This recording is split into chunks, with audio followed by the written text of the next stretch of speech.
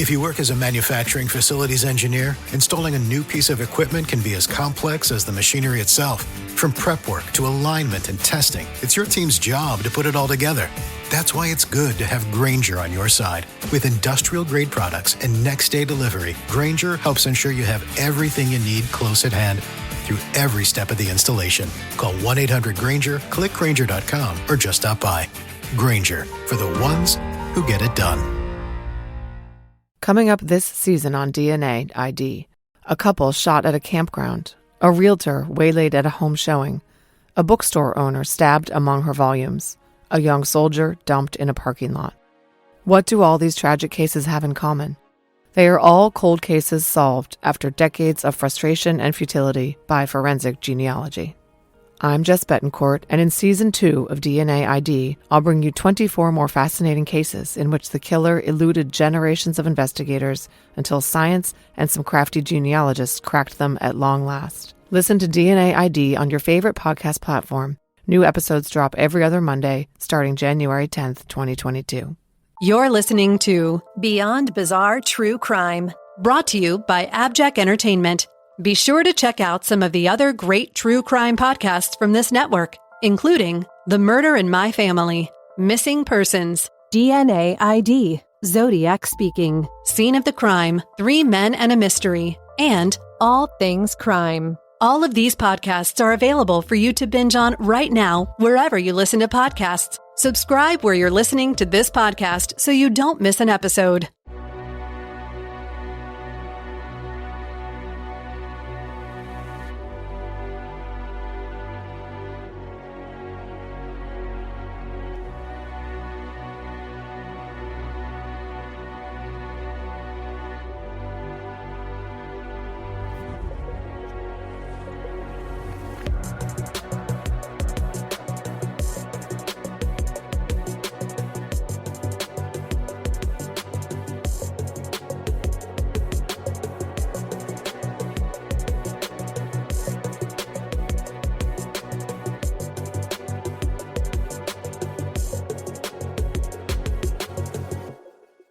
Welcome back. I'm John Lordan, host of several true crime shows including Brainscratch on YouTube and the Seriously Mysterious podcast. You might also know me from Season 1 of Crime Scene on Netflix, covering the Elisa Lam story. Every year, like clockwork, I get a message from one particular family. They tell me that it's been another year since they last saw their missing daughter, Michelle Parker. That email comes from her stepmother, Gail, and on behalf of Michelle's father, Brad, a man I've personally spoken to on a few occasions, and despite a very tough exterior, very easily and quickly shows his broken heart when you talk about his daughter and her disappearance. You might remember the name Michelle Parker, especially if you're a fan of court-related TV shows like I am. Michelle Parker was on The People's Court. She was the defendant on a case where her ex-fiance, Dale Smith, was suing her for $5,000, the cost of an engagement ring. There was an argument between them, and Michelle threw the ring, and it was never found again. Her mother would later tell the press that Michelle was humiliated by the appearance on the show. The day that episode ran was the last day Michelle was in contact with her family and friends. She went missing within a matter of hours of it airing. Obviously, there are a lot of eyes and fingers pointed at Dale, and possibly with good reason. Michelle and Dale have 2 kids together. They had twins, and she also has another child from a previous relationship. Dale was married twice before. One of his previous wives ended up deceased. The episode of People's Court, depending on your point of view, might make Dale look like a pretty nasty person, but one thing seems very clear from it. This was a couple that should not have been together. Judge Marilyn Milian even told them, quote, "You're like drugs to each other. You're addicted to each other." They seemed like gasoline in a match. They would get drunk and have big fights with each other, then make up, and before you know it, more drinking and more fighting. One of their fights happened at a sci-fi convention called Dragon Con. Dale likes to dress up in cosplay and socialize with women at these events, an obvious trigger to Michelle and another way that this cycle keeps going. In the People's Court episode, Judge Millian actually found in favor of Dale Smith, but thought that both were partially responsible, so she ordered Michelle to pay $2,500. Michelle was 33 years old when she went missing on November 17th of 2011. She was last seen in East Orange County, Florida. She's 5'6" with dark brown hair, weighs approximately 125 to 130 pounds. She was wearing blue jeans with a long-sleeve Florida Gator zip-up hoodie, and she was wearing a silver cross necklace. Her vehicle, a black H3 Hummer, was also initially missing, but it was found very quickly in the parking lot of Walden Palms Apartments. Easily identifiable large decals from her mobile tanning business called Glow had been removed from the windows of her H3. Let's go over the timeline of that day. November 17th, 2011, around 2 p.m., the People's Court episode airs. Michelle Parker was last seen on surveillance video at 3:15 p.m. in an East Orange County neighborhood, pulling into her ex-fiance Dale Smith's home to drop off their 3-year-old twins. That info comes from a nearby surveillance camera, which shows her arriving, but unfortunately did not capture her vehicle leaving, so we're not sure about the timing in terms of how long she was there. We do know that she texts with her current boyfriend Nate at around 3:20 p.m. At 3:30, her other son from the previous relationship returned home from school and found that his mother was not home yet. 4 p.m. is reportedly the last time that Dale says he saw Michelle. He says he then took his kids over to spend time with his parents, and that is where he was for the rest of that night. I personally wonder if they argued about the television appearance during that time frame. As I mentioned, neither of them came out of that looking very good. Were they worried that it could damage their other relationships or possibly affect their work life or businesses? One thing that keeps really bothering me about this case is the thought that maybe Michelle was carjacked. Maybe it was somebody completely unrelated, a crime of opportunity that occurred. But the coincidental nature of that occurring on the exact same day that she's on television talking about how bad her relationship was with her ex, and he happens to be the last person to see her, it just seems like a lot to swallow. At 4:26 p.m., Michelle's brother, Dustin Erickson, received a text message from her iPhone, but he's not positive that she actually sent it. He had initially sent her a text saying, "Hey, where are you?" because the family was starting to get worried. Basically, a reply came to that text message with just a single word: Waterford. There is an unincorporated suburban development area located in Orange County, Florida that is called Waterford Lakes, so it's possible that she might have sent the one-word reply. Maybe she was driving. By 8 p.m., Michelle's iPhone pinged in the area of Oak Ridge Road, near Belle Isle, more than 7 miles from where she was last seen. Around that same time, Michelle was reported missing after she failed to show up for her shift as a bartender at a local spot called The Barn. At 11:08 p.m., Dale leaves this post on his Facebook page. Oh man, Michelle, the mother of my kids, is missing. Her mother called me and said she never showed up to work after dropping the kids off with me. The police just came by and searched my whole house. This isn't good. My kids need their mother. The first time I read this, a realization struck me. She was only missing for a handful of hours, and on an emotionally charged day. What if she was cooling off, or doing something personal, or had some kind of emergency situation that she had to tend to? There just seems to be a very strong assumption by Dale that something is seriously wrong, but he's not exactly asking for help, like many family members do on social media in times like this. Around midnight, Michelle's Hummer is found abandoned at an apartment complex about a mile from an intersection where surveillance video catches it driving by. It shows the H3 sitting at a stoplight. We can't quite tell if the decals have been removed yet due to the quality of the footage, and unfortunately, we can't see who's in the driver's seat. Police waited 2 years before releasing that video, but it shows that they were clearly backtracing the movements of that vehicle. Do they possibly have more surveillance video from other intersections? I certainly hope so. On November 26th of 2011, Orlando police served a search warrant on Smith's parents' home, but investigators said they found nothing of significance. On November 28th, the acting police chief of Orlando at that time, Paul Rooney, announced that Dale Smith was the primary suspect in Parker's disappearance. Rooney didn't elaborate on why he was considered a suspect, but did say Smith had refused to take a polygraph test at that time. Dale's checkered past may also play a role in why police suspect he could be involved. He was convicted of battery in the 1990s, serving 10 days in jail. His second wife, Shannon, died of an accidental drug overdose in 1996. He joined the U.S. Marine Corps and was court-martialed in 2001 and subsequently dishonorably discharged in 2003. More recently, in 2009, Parker attempted to obtain a restraining order against Smith, but the request was denied due to lack of evidence. A friend of Michelle's spoke to ABC News about the, quote, rocky, intense relationship and how Smith was known to abandon Parker in out-of-the-way places. Quote, I know he hurt her many times, dropped her off in areas with no shoes, took off, and left her in Georgia by herself, she said. The Florida Department of Children and Families once claimed that Smith was a, quote, significant future risk to his children and placed the twins in protective custody. I believe at that time the twins were actually sent to their grandmother, Michelle's biological mother, to stay with her, but it wound up being for only a day. Dale's attorneys got that overturned fairly quickly.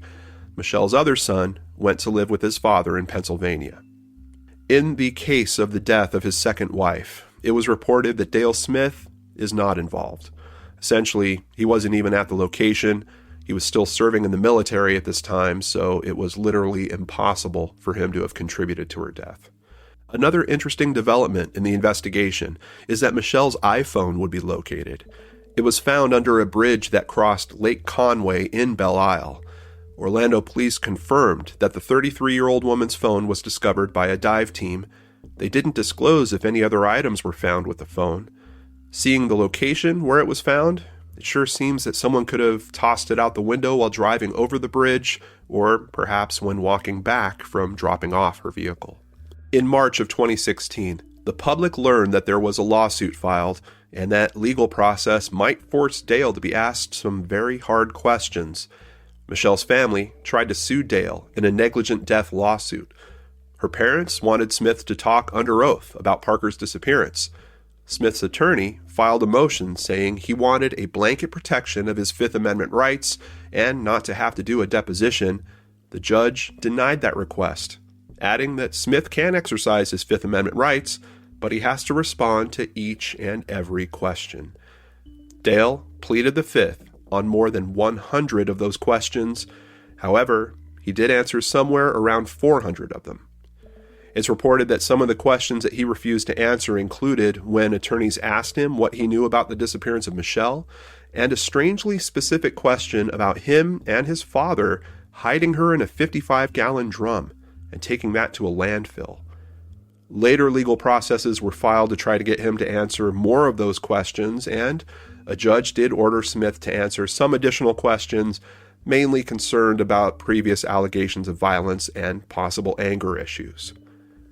HLN aired a show called Real Life Nightmare that looked into the possibility that Michelle had a stalker, but it was mainly a theory with no real evidence or even a person of interest to support it. I couldn't find any information about any other types of solid suspects, and really, there aren't many other theories being discussed around this case. I've never seen any information alluding to Dale making any serious attempts to solve this for the sake of his children. It would have been relatively easy for Dale at some point to have reached out to media and done an in-depth interview to explain what really happened, defend what he's been accused of, and help get this investigation on track. With each year that passes, Michelle's 3 children are getting older, and I'm certain someday one of them is going to start looking for answers. In late 2019, we found out that a new police chief and a new lead investigator would come into play, and with that, maybe we have some new hope. When asked about this case, and Dale being the only named suspect, Orlando Police Chief Orlando Rolón replied, "He is someone of interest during this investigation, but ultimately, I think there may be someone out there who has some specifics that will help us close this case." The newest lead investigator is a bit of an innovator. Detective Michael Fields made headlines when working out a newer problem for investigators. With the boom in genetic genealogy solving cases, the database that helps facilitate that, called GEDmatch, changed its policy and seemingly locked police out of using their data in that way. Detective Fields wrote up a new type of search warrant that's almost 50 pages in length.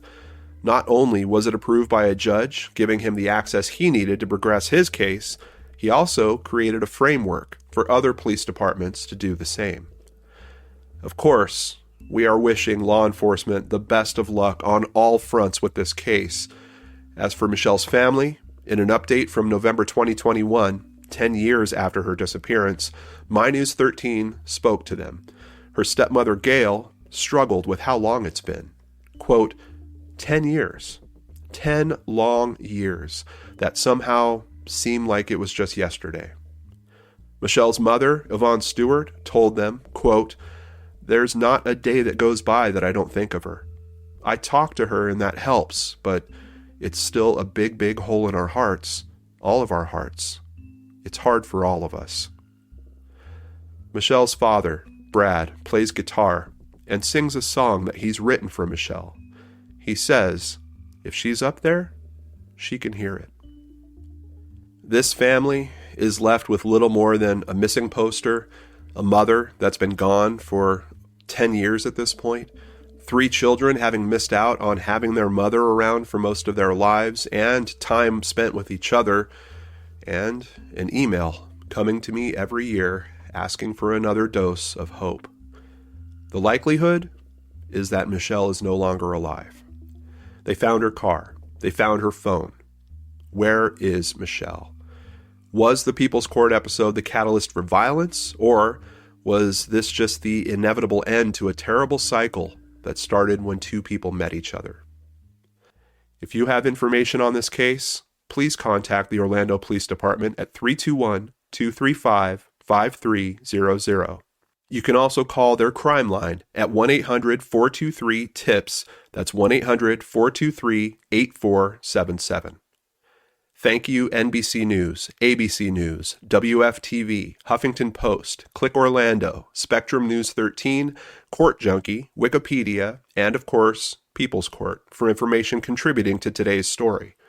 I'd also like to thank Mike Morford, and thank you for listening. Don't miss the next episode featuring Dr. Shiloh and Dr. Scott from the LA Not So Confidential podcast. I promise you, you won't be disappointed. If you would like to learn more about my work, please visit LordanArts.com or check the show notes. I'm John Lordan. Take care and stay safe.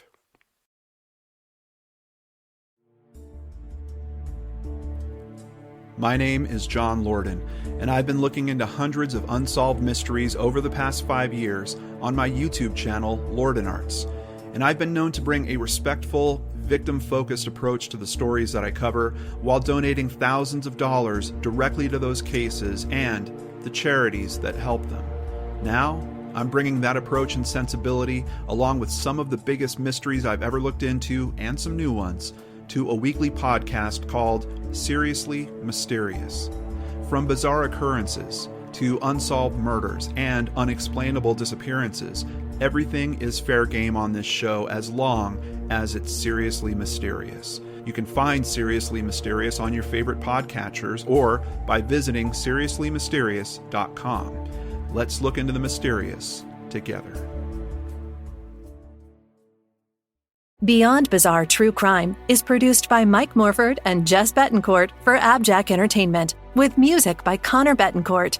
If you enjoy this podcast, make sure to subscribe wherever you are listening now, and please take a moment to rate and review the show.